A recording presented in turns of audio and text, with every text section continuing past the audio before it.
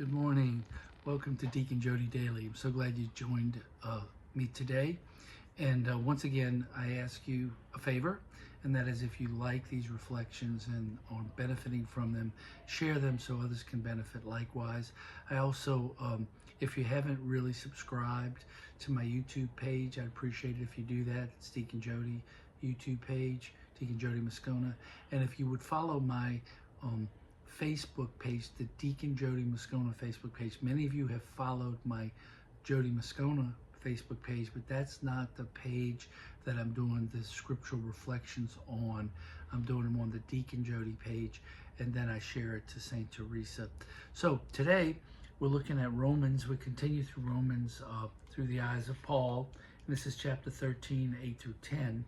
And also we have the Gospel of Luke as we continue to go through the Gospel, and we're still in 14, the end, 25 through 33. This Gospel of Luke is a challenging one. This is the one where Jesus is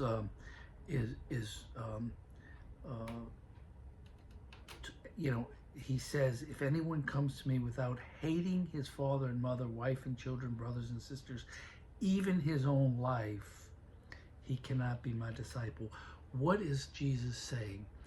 I think it's important to realize you have to look at the whole context of Jesus' teaching and preaching. First of all, he was an exaggerator. He often exaggerated to get attention.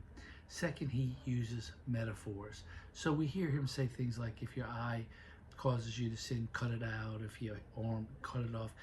He's not talking literally in those cases, nor is he talking literally today.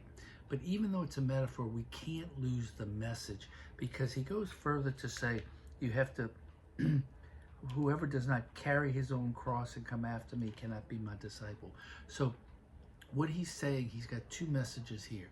One is the prioritization of God, and two is the sacrificial nature of being a disciple, carrying a cross, being willing to give it all up as he did.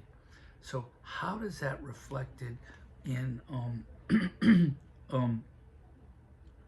in Paul's letter? Well, Paul says, owe no one anything except love, for the one who loves another has fulfilled the law.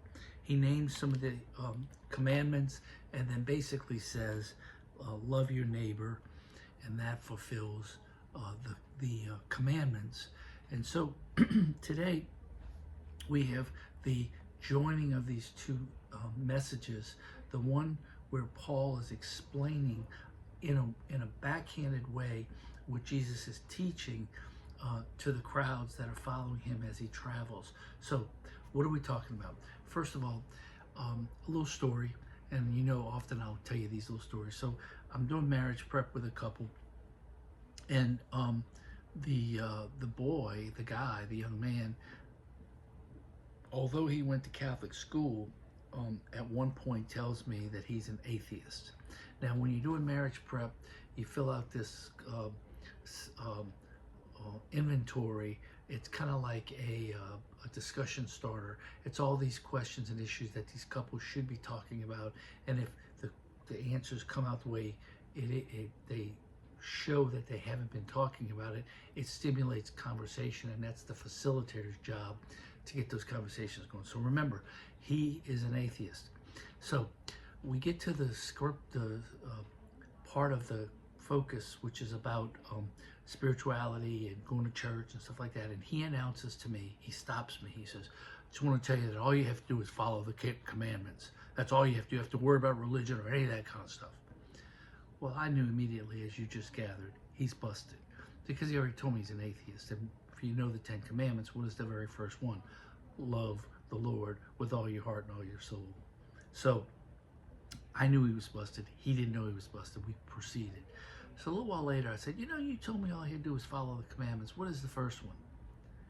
And he looked, he'd gone to Catholic school, so he knew. So he looked at me, his face got kind of pale. He says, ooh. I said, yeah, you gotta love God to follow the commandments, and you don't believe in God. Well, you can imagine the irony of that whole conversation. The point of the matter is, the first commandment is put God first. And so when I do a mission, a 3-night mission, the first night is always about God. Okay, it's always about putting God first. It's about prioritizing God. That's what Jesus is talking about. You cannot put your family, even yourself, above God. God should be first, paramount, above all else. Why? Because he is the Alpha and the Omega. He's the beginning and the end. We need him to perfect us. And so he needs to be the one that is the priority in our lives. And if we don't do that, then we have the risk of falling away from being his disciple. So how do we do that? We put God first. And he tells us, when he's asked about the greatest commandment, he says, that love God and your neighbor. Those are the first commandments. So he puts them so close together that the way you evidence your love for God is by loving your neighbor, loving others. And that is, as we've been talking all along, through charitable works, especially charitable works of mercy, where we take care of other people. So today, I think the message that we want to say is that we want to get to heaven. We want to do it the right way, and we want to prioritize our relationship with God, and we fulfill the law that was out there and is continuing today through the commandments and the Beatitudes through love. And love is paramount, and that's where we imitate Christ in a way that we live our life that mirrors his life, which was one based on love. Lastly, in John's letter, he says, God is love. So if you know that God is love, whenever you love, that is of God. So I hope all this resonates with you. I hope it increases your prayer life and increases your tendency to want to love your neighbor as yourself and as you love God. With that, I'll pray for you. You pray for me. God bless everybody.